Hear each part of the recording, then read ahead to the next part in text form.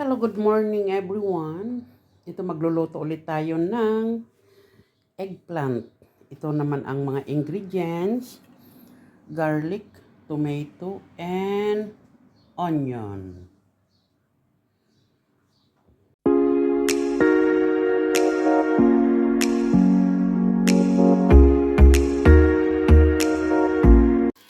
Ito na guys, may luluto. Ipipirito na natin. Nahati ng ganito. Tinanggalan ko lang ng konting yung laman. Pero yung laman din, ito din ang gagamitin ko. Ipipirito ko lang sandali. Tapos, iloloto natin sa oven. Ayan.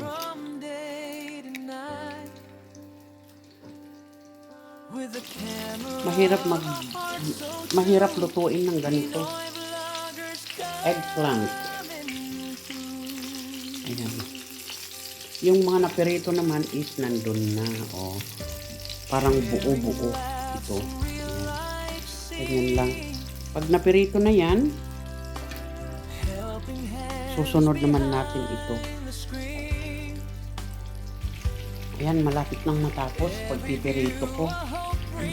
Ang gagamitin kong oil, ang ginamit kong oil is olive oil dahil gagamitin ko din ito na ilalagay din doon sa pangtap ko ba.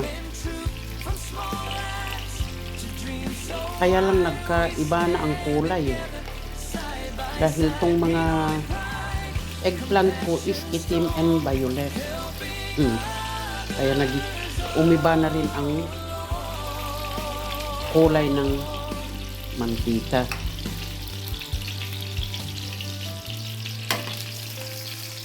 Ayan. Kunting tiis na lang. Ayan, tapos na yung perito, guys. Tapos na.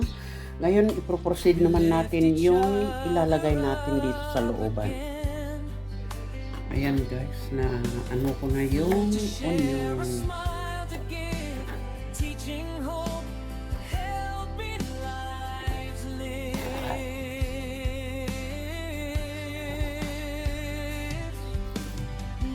Ready na. Ayan, ganyan karami ang gagamitin. And then next, ito naman is hihiwain lang natin ng maliliit. Ganyan ang paghihiwa ko lang. Tapos saan ko ba ilalagay? Dito rin.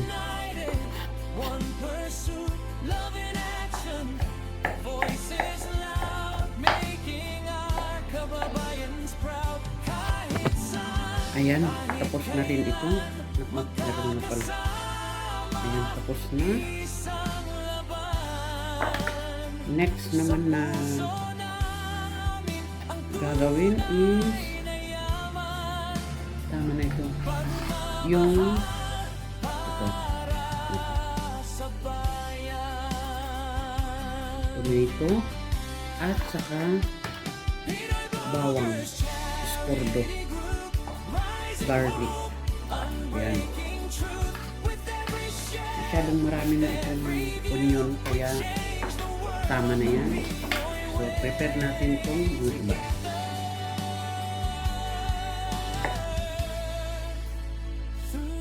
Ayan, ready na rin ito. Next, itong mga garlic natin. Ayan.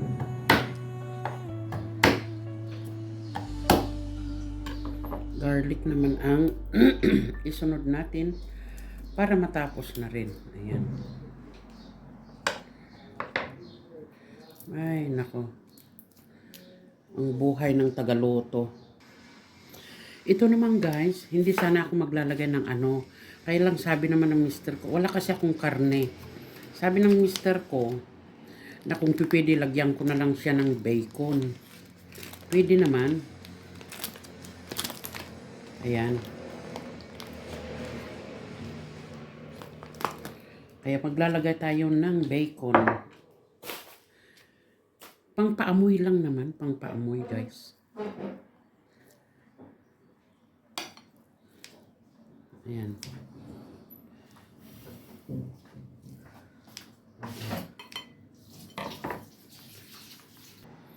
Ayan, ganyan kaliliit lang. So, let's go na. Pag iluto na natin, para matapos na. Ayan. Dadagdagan ko pa konti ng oil.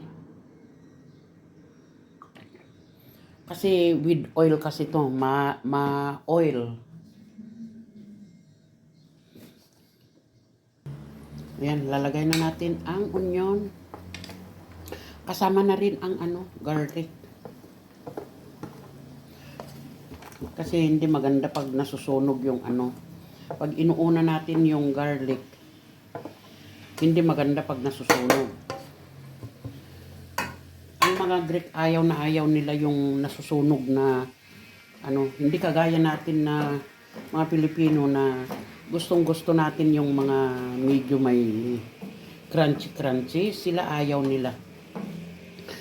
Dahil nawawala na daw yung lasa. Ayan.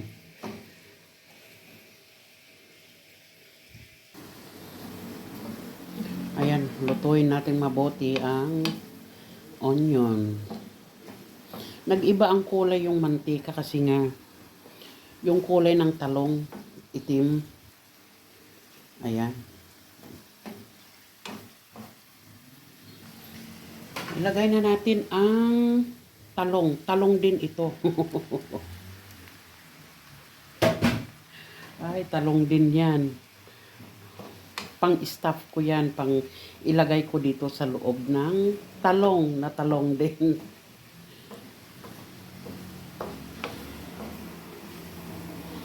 Hayaan lang natin na maluto. Ayan. The last thing is fresh tomato.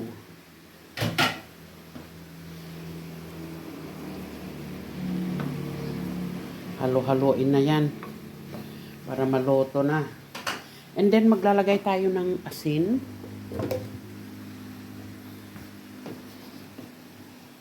Ang ating asin.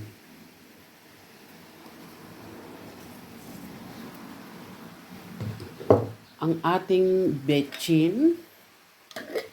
May betchin kami, guys. Ayan. Ang ating black pepper.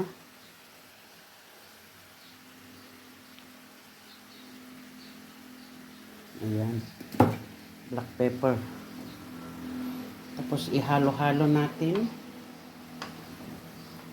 At hayaan natin maluto. The last thing na ilalagay is yung mint. Wala akong fresh, kaya dry na lang ang ilalagay ko. Pero hindi ko pa ilalagay ngayon. Maya-maya pag naluto konti ito. Ayan. Ayan guys, luto na. Luto na, kaya ilalagay na natin yung mint.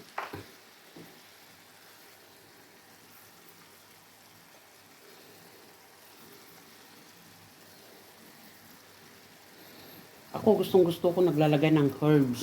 Kaya yan.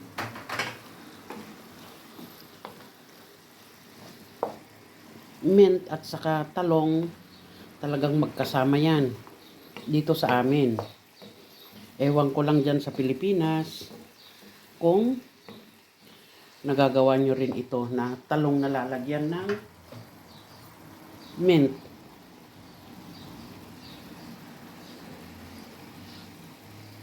Wow. Very nice. Ilalagay na natin ang bacon. Instead na giniling, ito na lang ang ilalagay ko. Wala kaming giniling guys. Walang giniling na karne. Kaya ito na lang ang ilalagay ko. Total marami naman. Dahil yung anak ko laging nagtatanong, sabi niya, "Ma, where is the protein?" Nako. Palibhas ay lagi siyang nag-gym. Kaya laging protein ang niya. Pag wala daw protein, ang pagkain namin, gumagawa siya ng paraan para lang siya. Ayan.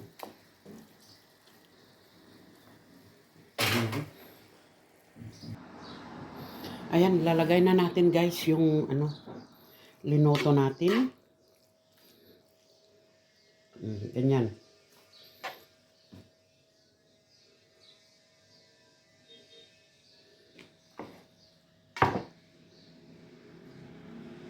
Ito yung pang-summer na pagkain nila dito sa Greece.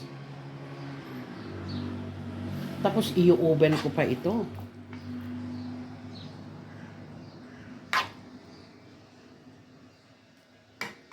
Kaya laging press ang ginagamit kong kamatis kasi mas masarap na naman kaysa yung can. Sabi nga nila, ang tawag nila dito is pelesteraki.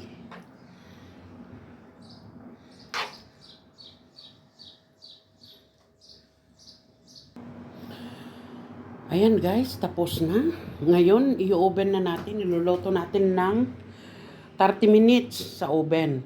Kaya yan. Lalagay ko na.